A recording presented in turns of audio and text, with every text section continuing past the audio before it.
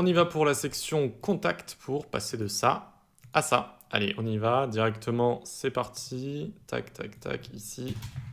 Section contact. Hop, la petite démarcation, très bien. Ensuite, on vient en dessous, point section contact.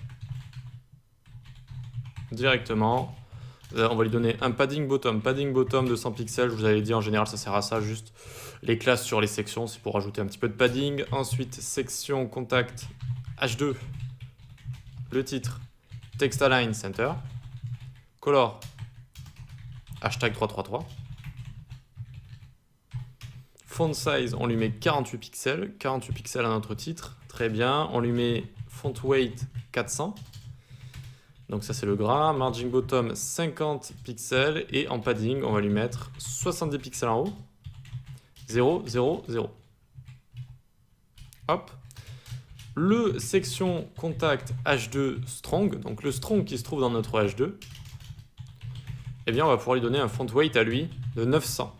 Et c'est ça qui va nous faire la différence pour le titre. Ça fait un petit effet assez sympa, regardez, où on va avoir rentré en contact ici. Et la même chose là, avec ça qui est plus bold que ça. Et de mémoire même, j'avais changé la couleur, mais au final, je m'étais ravisé. Et du coup, j'avais juste laissé le font weight. Mais du coup, on peut l'enlever, vous allez me dire. Parce que ça fait la même chose. Pourquoi? Parce que la balise strong ici, strong, eh bien, elle rend déjà le texte comme ça gras à l'intérieur. Voilà. Je m'en étais servi pour changer la couleur, mais au final, je m'étais ravisé. Donc, voilà. N'hésitez pas à utiliser Strong ou Span si vous voulez faire ce genre de petits changements de couleur. Et là, donc, il n'y a plus besoin de changer le gras, vu que ça le met de base. Le point container form, on lui met margin 0 auto. C'est celui qui va contenir tout notre formulaire. On le centre et on lui donne une width de 70%. Voilà, pour qu'il puisse être fluide et responsive. Il prend une width de 70%. Form group, c'est ce qui entoure tout ce qui est input, bouton, etc. Et donc à chaque fois, ça va prendre un position relative et un margin bottom de 45 pixels. Tous les labels, donc form group, label, on leur met une couleur, hashtag AAA. C'est gris, si je dis pas de bêtises, gris. Font size 20 pixels. Ensuite, les inputs, on va les styliser. Form group input. On les display block, car de base, ce sont des displays inline, les inputs.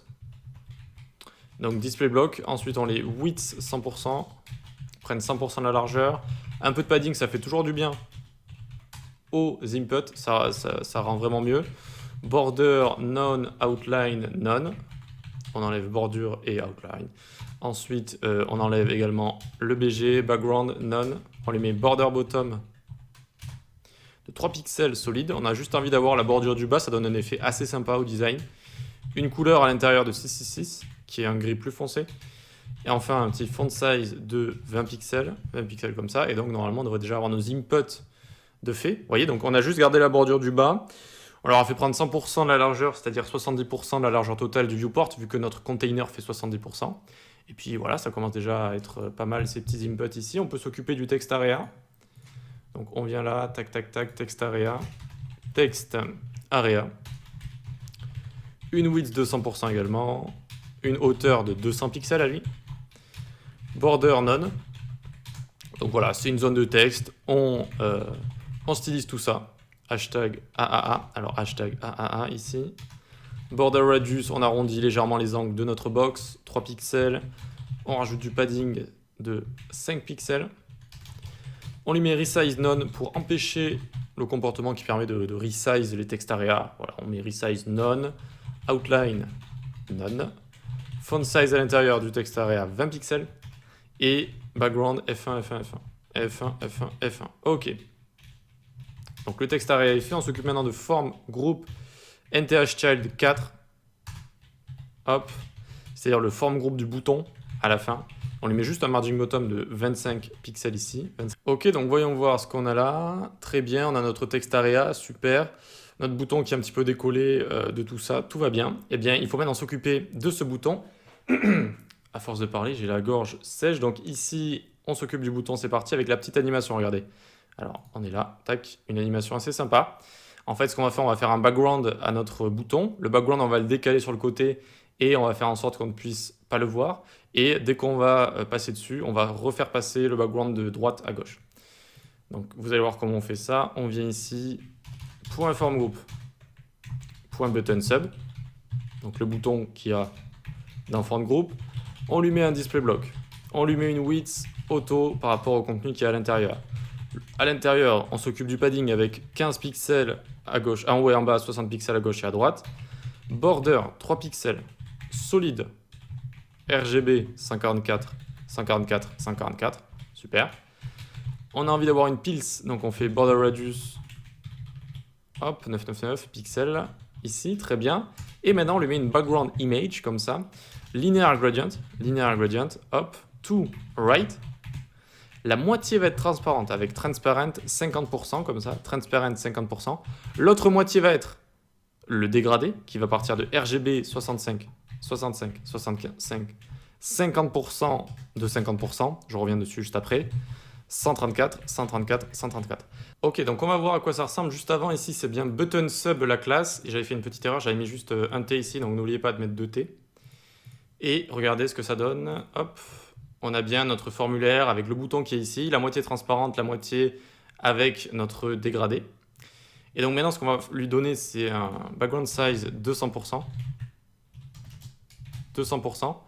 Et donc, le transparent a pris tout l'espace qu'il y a ici. Et là, de ce côté, il faut s'imaginer un background avec notre dégradé. Voilà, donc il est passé ici. Et quand on va surveiller notre bouton, on refera venir le background vers la gauche. Donc on peut venir ici, on va lui mettre couleur hashtag 333. Font size 24 pixels. Font weight 500. Et cursor pointer pour montrer qu'on peut cliquer dessus. Maintenant, on va pouvoir lui faire la petite animation. Point form group, point button sub over. Quand on va le survoler, la couleur va passer en blanche. Background position, on va le faire glisser. On va le remettre à 100%. Donc là, maintenant, la taille est de 200%. On va le faire glisser de gauche à droite en l'amenant à background position 100%. Et border 3 pixels solide hashtag FFF. Voyons voir si ça fonctionne. On vient là, tac, et on a notre animation qui se fait instantanément vu qu'il manque une transition. Il manque une petite transition ici. All 0,2 secondes easy out. Et hop, on a notre animation. Oh, elle est assez rapide. On va la mettre un petit peu plus lente. 0,4, ça devrait le faire. Donc hop, on passe dessus et ça vient tirer si on veut. On vient changer de position en fait dans le background. Si on a la place, je vous en ai déjà parlé quand on avait des très grandes images, qu'on pouvait bouger dans les images, ben en fait c'est ce qu'on fait là. On va bouger dans le fond, vu qu'il est à 200%, eh bien on peut aller naviguer dedans et en fait on va venir naviguer dans la partie dégradée du fond. Voilà, et ça nous fait cet effet vraiment cool, il est vraiment sympa. Allez, on s'occupe du footer et également des media query, ça va être assez rapide avec ça. Vu qu'on a donné une width de 70% à notre formulaire et que les formulaires de base ils peuvent se rétrécir assez facilement, eh bien on a besoin juste d'un media query ici, @mediascreen nmaxwidth. Alors nmaxwidth 1300 pixels, tac, point section contact h2, on va juste changer légèrement le padding. Il va passer à 70 pixels en haut, 0,0,0, ok. Le container form, on va lui enlever le padding left, 0. Et voyons voir déjà ce que ça nous donne ici. On ouvre la console, toggle device toolbar. Vous voyez que vu que c'est à 70% le formulaire, ça se réduit très facilement. Ça se réduit, tac, tac, tac, tac. Et jusqu'à 320 pixels, hein, ça fonctionne bien comme ça. Ça fonctionne bien, hop, 320 pixels, c'est ok. C'est bon, pas besoin de rajouter quoi que ce soit de plus. On va juste s'occuper du footer, là, le petit footer en dessous. On y va, tac, tac, tac, hop. Footer, et footer ici également. Alors, lui pour s'en occuper, on va lui mettre un border top, un pixel, solide, hashtag 333. Tac, width 100%. Text align center pour centrer le texte du footer. Et padding 10 pixels 0.